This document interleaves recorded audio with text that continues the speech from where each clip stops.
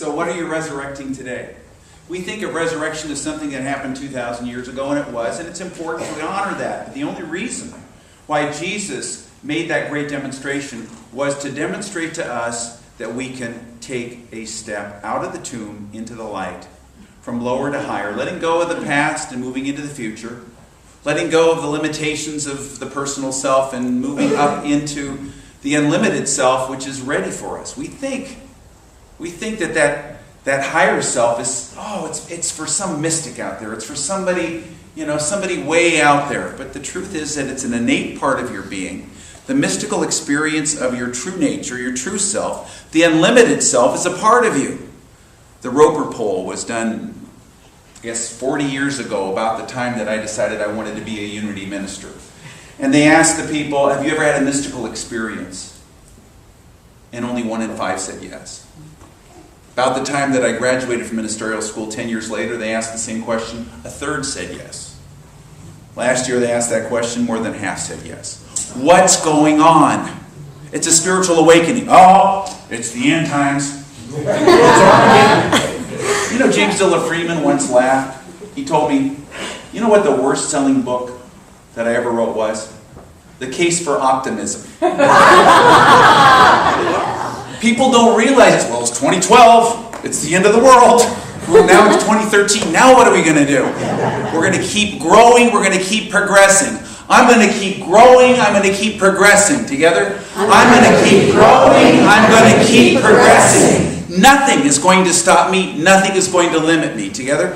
Nothing is going to stop me, nothing is going to limit me. You are not limited by the old self, by the old definitions. That old schlubby consciousness, that old negative consciousness is embodied in the stone. It's part of your true nature to roll it away and to move out into the sunlight. And you say, I can't do that. Sometimes it's such a real simple shift that needs to take place. Melanie Beatty, who's a writer about recovery issues, I don't know if you've ever read any of her books, but when she first started, she was a recently divorced, really difficult, terrible divorce. She was a mom, a single mom. She didn't have any money. She was trying to start her therapy practice and didn't have enough money to do anything but get an abandoned house. And she was living in this abandoned house with her kids. And every night she'd cry herself to sleep. She'd sit on the floor before she'd go to bed and she'd sit and cry because the entire house floors were covered with orange-stained shag rugs. Remember those shag rugs? There were no drapes on any of the windows the neighbors could see, and she didn't have any money to do anything about it. They had enough food to barely eat, but it was a terrible situation. And she was somebody who had forgotten her practice. She'd fallen so much into self-pity. You ever done that? You just forget. She knew how to do spiritual practices. She knew what she needed to do, but she just couldn't bring herself to do it. She couldn't bring herself to move up into that new consciousness. Finally, she decided to take herself in hand, and she took a few minutes and she sat down and she said, okay, what am I supposed to see here? What am I supposed to get here? I need some help. Have you ever done that? Ask for help, and lo and behold, you get some help. And the words came to her, how about trying some gratitude? So then she decided she wanted a second opinion. That just didn't fit at all. So she sat down the next day. What do? Try some gratitude. No. Third day, finally, she said, okay. So she started saying, well, thank you, God, at least we have shelter. Maybe an abandoned house with no drapes and an orange shag rug, but at least we have a rug. At least we have shelter. At least we have enough food to eat. Thank you. And she began to do that. And something caught her eye. It was a corner of the orange shag rug that was kind of sitting up away from the rug, and she went and looked underneath it and started pulling it up, and there were beautiful, perfectly restored floors, oak floors. They were beautiful. All she had to do was just pull up the old carpeting. They were just tacked down. She didn't even have to do anything, and there she was in the house, beautiful oak floors. And something just told her, go up to the attic, and she got the ladder down, and she looked up there, and there were chests. There were chests in the attic. So she opened them up, and there were gorgeous, perfect drapes that fit every single window in the house. Somebody had taken them down. So she put them up, and then her friends began to lay on her. She began to tell people the story. Well, do you need some furniture? Because they just had mattresses on the floor. They had, cartons and crates that they were living out of. And people began to give them furniture. And it began the process that began to get a few more clients. She began to write articles. She began to write books. And she is now that leading person who is an expert of recovery. But it began with a little bit of gratitude. Thank you, God. Thank you, God. Thank you, God. Together. Thank you, God. Thank you, God. Thank you, God. Resurrection is right where you live, but you have to call it forth. God is everywhere equally present, but you have to call forth the power of God. It doesn't come forth until you decide it. It's always there. Resurrection is always waiting for you, waiting forth for your call. And that's what she did. I remember Lynn telling me the story of what happened to her when she was in college.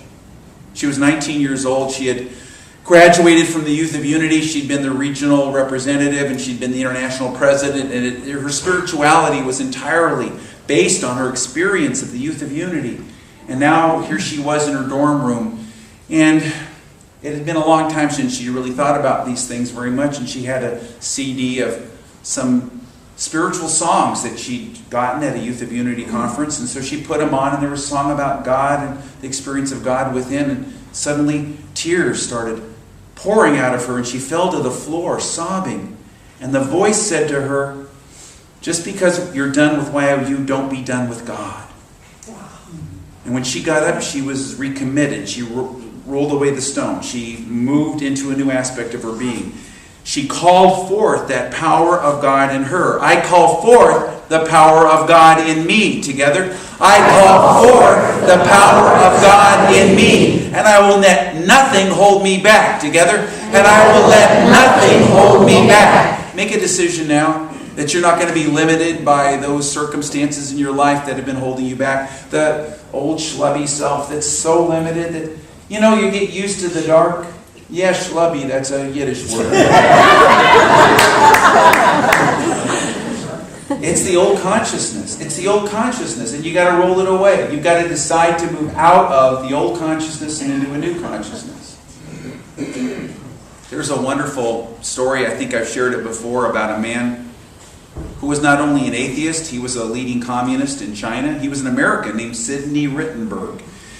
And he had marched with Mao as they took over all of China. He was an atheist, and he was rewarded for his loyalty with being in charge of all of communist Chinese radio. He was the person in charge of it, even for the Chinese broadcast, and he was a very powerful man in Mao's China in 1949. But in 1950, the Russians were very suspicious of him, and they planted false rumors. He was quite loyal to Mao, but they planted false rumors that he was somehow going to, work for the CIA, or that he was somehow disloyal in some way. And these false rumors got the ear of Mao, and he was put into solitary confinement for 6 years, with a 2-year in-between period, and then another 7 years, during which time he was not allowed to speak one word to himself, to hear one word from another person, to talk to anyone else. It was to break him psychologically, and something happened. It did break him down psychologically, but something happened. He didn't have any mystical belief system. He didn't have any religious views.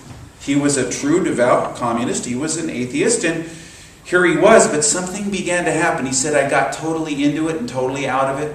And only after he moved back to the United States after the whole experience did he begin to read the mystical writings and found out that what he was having was an innate religious experience of enlightenment from within out. He said, I was totally connected with everything in the universe. I felt the presence of intelligence, of life, of love, of purpose. And he spent the rest of his life speaking from that standpoint. Not from a religious standpoint, mind you, but from a standpoint of consciousness. They asked people who's had a mystical experience. 50% have had a mystical experience. They also asked people, where do you experience the sacred the most? 19% say in church. 20% say in nature.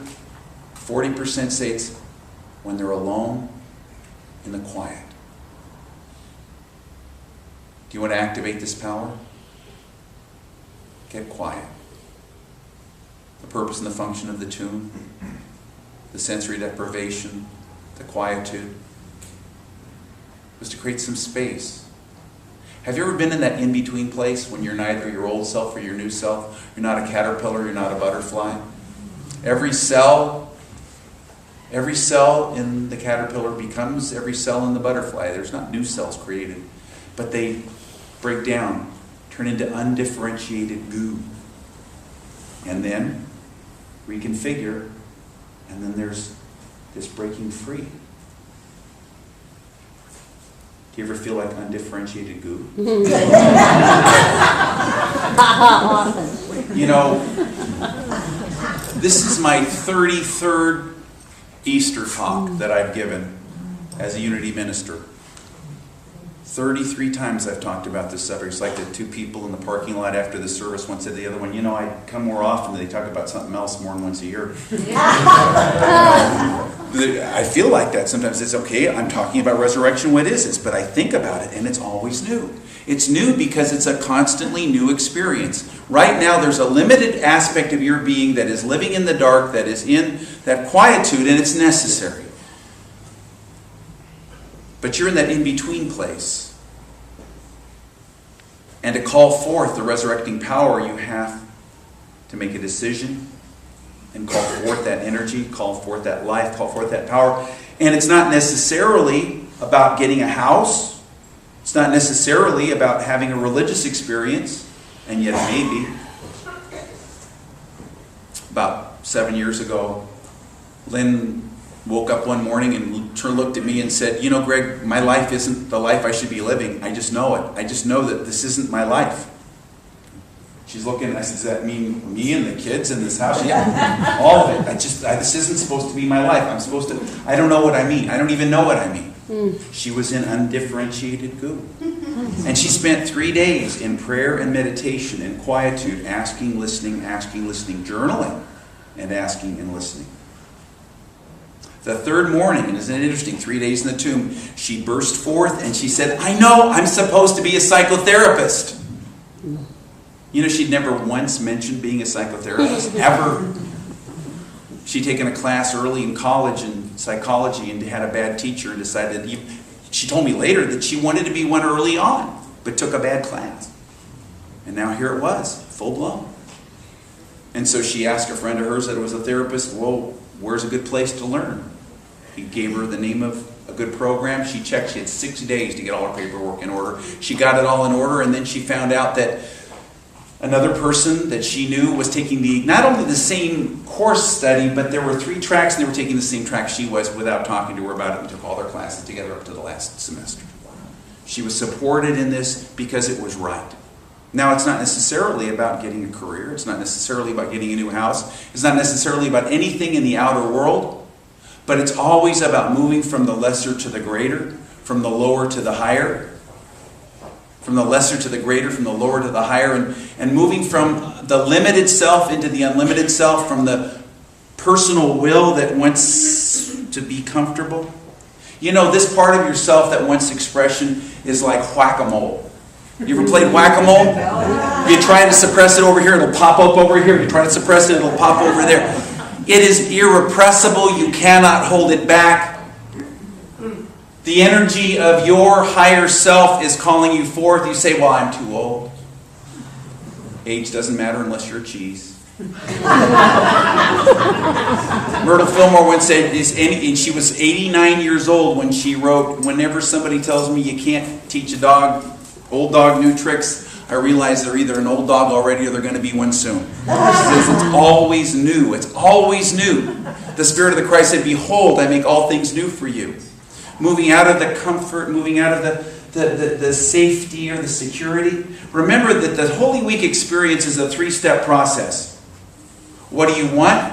What's in the way? And what are you going to do about it? What do you want was Palm Sunday. It's that impetus, that initial energy that moves you forward. What's in the way is Good Friday. It's all the stuff that comes up. The light brings up whatever's in its way. What happens when you shine light and you pick up a rock? All the creepy crawlies come out. So don't make yourself wrong. When Melanie Beatty sat in her room on the orange shag rug and she was crying, maybe that was necessary. But she couldn't stay there. There are people in your world who are trying to define you. And there's aspects of your own self that you're using that are trying to define you, and they are limited consciousness. How foolish it is to allow ourselves, that which is growing within us, to be identified with or identified by or defined by anything but the inner nature of our being. And isn't it interesting that as Jesus moved forward in this way, as Jesus began to move out of the tomb, all of that stuff that had happened that week, all the limiting things, all the things people called him, all the things that he went through, didn't matter one whit, because it was all consumed and completed in the activity of spirit that moved him past the rolled away stone and into the sunlight. And he said to them, "Don't hold on to me. I have not yet ascended." That means it's a process that you have to go through. I was reading this last week about the Garden of Gethsemane, which began this experience. It was on Thursday leading to Good Friday. And I read what the meaning of the word Gethsemane is. The garden where he prayed with his disciples. It means olive press. In other words, the garden was not just a park or a garden. It was an olive garden. And there was no basket with unlimited breadsticks. It was an olive garden. It was an olive garden where the olives were cultivated. And what do you have to... Anybody here ever eaten a fresh olive off a tree? Oh, yeah. You did, huh? Nobody told you. Yeah, exactly. I had a friend, I was living in Los Angeles, and I had a friend who had spent his entire life in Arkansas and Oklahoma, and he came out to visit. He was a Unity minister. And he looked out in the backyard, and he said, "Oh, that tree, it looks like there are olives on that tree." I said, "It's an olive tree." He said, "I've never seen fresh olives. I wonder what they taste like." I said, "Go ahead and try one."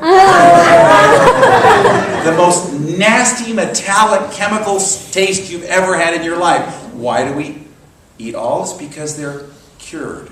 There's a process, and then they're edible. There's a process in your life. There's a process. These images that I share about Easter that are so familiar, there's a process to them. I remember once, almost 30 years ago, I went through a respiratory infection. I was going too fast in my life, and I was pushing, and I was not in my center, and so I caught a respiratory infection. And every Sunday morning, just before services, I would get better. And then right after, I'd get sick again, and I'd be coughing and laying in bed. Otherwise, I'd be fine. And the prayer ministry director said to me, "I would think that a Unity minister like you would not go through something like this after about the 6th week." Well, she was just saying what I was thinking too. And finally, I asked, "What is this about?" And what came to me was, there is no triumph without an overcoming.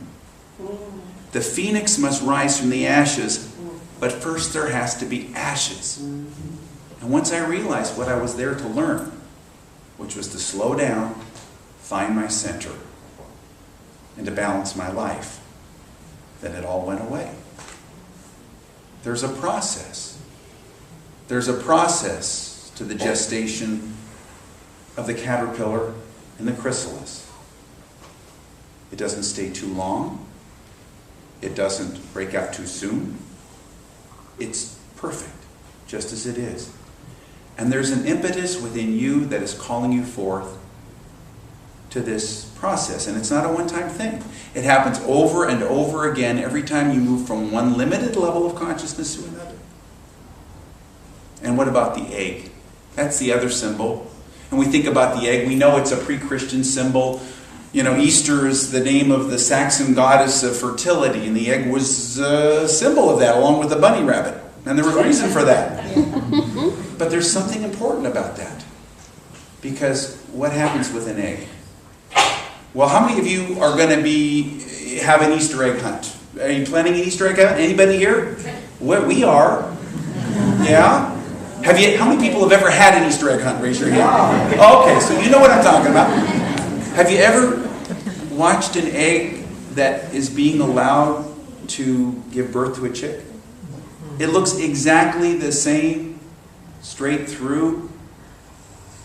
It looks exactly the same up till the very moment that the last peck breaks through. There is that in you which is encased in the old consciousness, the hard shell, but it's necessary in order to gestate and to give birth to this new place in your being, to roll away the stone, to move into this new place. And you've been tapping and tapping and tapping. Imagine, your little beak's getting tired, and you just keep working at it, and it's just not happening. It looks hopeless. It feels like such an effort, and yet it's the last tap that breaks through. And it does break through. It happens every time. You just have to trust the process. You've got to move through it. You've got to work through it and realize that you are not limited by the definition of the consciousness that you're in right now, the limitation that you're in right now, what it looks like to you right now, that there is that in you which is unlimited. Jesus represents for you and for me that calling forth of divinity. And what he did was to demonstrate for us what happens when we cease to limit ourselves according to the definitions of the world around us and the limited consciousness within us. James Philip Freeman wrote this many years ago. And James Philip Freeman was raised in a non-observant Jewish home. And he told me that he struggled with the idea when he first worked with the Fillmores of Easter. But he said, I've come to realize that the notion of God only as an abstract principle is not enough to be helpful for most of us. I have come to see Jesus as a human figure, divine though man, man yet divine, and yet I have come to see our human need of him. Born of a woman as I was born, child as I was a child, human as I've been a human, even more so, who identified himself with the least of us, pours out his love on the worst of us, draws forth the best in all of us. Here's an aspect of God that I can feel close to and identify with. He lived our life, thought our thoughts, hoped our hopes, and rose beyond suffering and dying to tell us that we too have in us that which is more than mortal, that which is life eternal. And yet, I must draw forth this Christ in me. You're in this room because you understand that what he did was not just vicarious. That he did this to demonstrate for us what we too must do. That we must move from our limited self into our greater self, from the limited aspect of being into the greater aspect of being, from what we thought we were into what we are becoming. And it is a part of our understanding as the phoenix rises from the ashes, as the caterpillar becomes the butterfly, as the egg becomes the new life. And yet there's that in-between time. We don't feel like we understand what's going on. We don't know which end is up. And that's why we gather together in a spiritual community in order to support ourselves and each other in moving through those tough times. And it's not just once that it happens. We are evolving souls, moving from a limited state of consciousness into an unlimited state. And that calling forth is here, now. We're not limited by the limitations of the past or the fears of the future. We are being called forth into this new birth. And so I'm going to gather up all this energy, and we're all going to gather up all this energy, and we're going to close our eyes and take a deep breath. And I want you to identify what it is you're letting go of. What is the limitation, that stone? And imagine it rolling away. And once again, imagining yourself moving out into the sunlight. From the darkness into the light. Feel the light. The spaciousness. Know the light.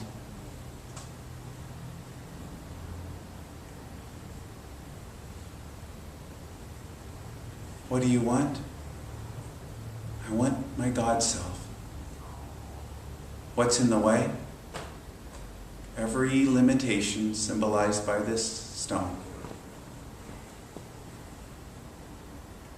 What am I going to do about it?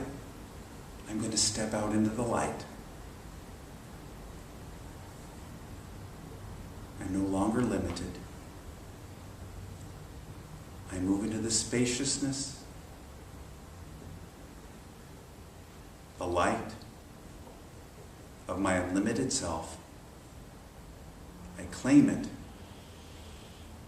I accept it. Thank you, God. Thank you, God. Thank you, God. And so it is. Amen.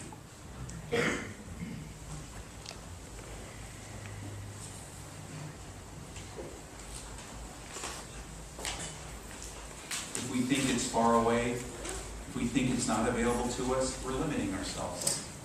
It's here and it's now.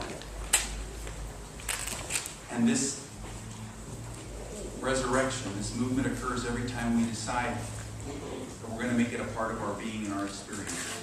Take a deep breath, let out your breath, and identify something you want to let go of, a stone that you're going to roll away today. Could be something in your outer world or your inner state of mind, but it's always something that's limiting you. This is Easter morning. We read from Mark. Now when the Sabbath was past, Mary Magdalene and Mary the mother of James and Salome brought spices that they might come and anoint him. Very early in the morning, on the first day of the week, they came into the tomb when the sun had risen. They said among themselves, "Who will roll away the stone from the door of the tomb for us?" But when they looked up, they saw that the stone had already been rolled away, and it was very large. And entering this tomb, they saw a young man clothed in a long white robe, sitting on the right side. They were alarmed. But he said to them, "Do not be alarmed. You seek Jesus of Nazareth, who was crucified. He is risen. He is not here. See the place where they laid him. But go, tell his disciples, especially Peter, that he is going before you into Galilee, and there you will see him, as he said to you." And so they went out quickly and fled from the tomb. They were trembled and were amazed, and they said nothing to anyone, for they were afraid. There's some limitation that you need to let go of. There's something that you need to move from the lesser to the greater, out of the darkness into the light. There's a barrier and a limitation that you need to roll out of the way. Seems like such a great and huge stone. But divine help, angelic help, spiritual help will roll it out of the way for you. But first you must identify what it is and honor the experience that brought you to this moment. I am not defined by this enclosed space, this cave-like tomb. And yet this was the quietude, the quiet womb-like space that I have used to gestate and nurture, to give birth to that which is new. Like the phoenix rising from the ashes, and yet there must be ashes first for it to rise. Like the butterfly that spreads its wings, and yet it must first be a caterpillar and then, impelled by a force it does not fully understand, crawl to the end of a branch, and there on that homey branch be encased in the darkness, the tomb of the chrysalis, to break free. Like the egg which will give birth, there must be that enclosed space that must gestate. And so identify that which you're letting go of. Imagine that you've spent a long time, and 3 days is a long time to spend in the dark.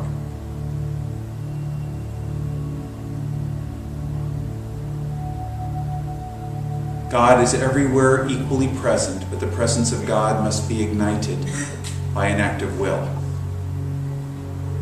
Resurrection is where you live. Everywhere equally present, but must be activated, ignited by an act of will. Decide what this is and roll it aside. What is your limitation?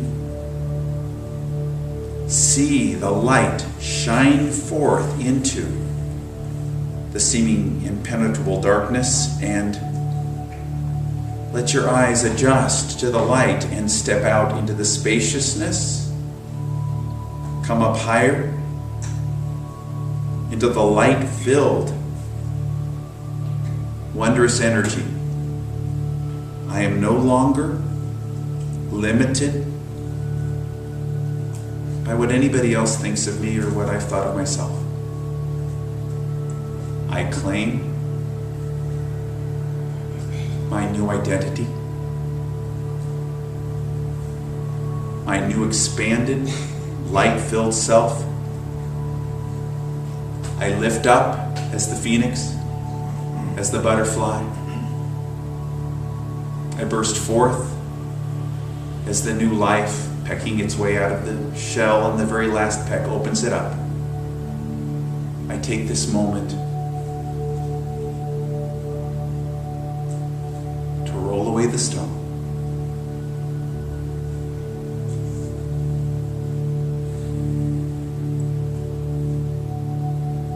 Thank you, God, for this new journey, for this new life.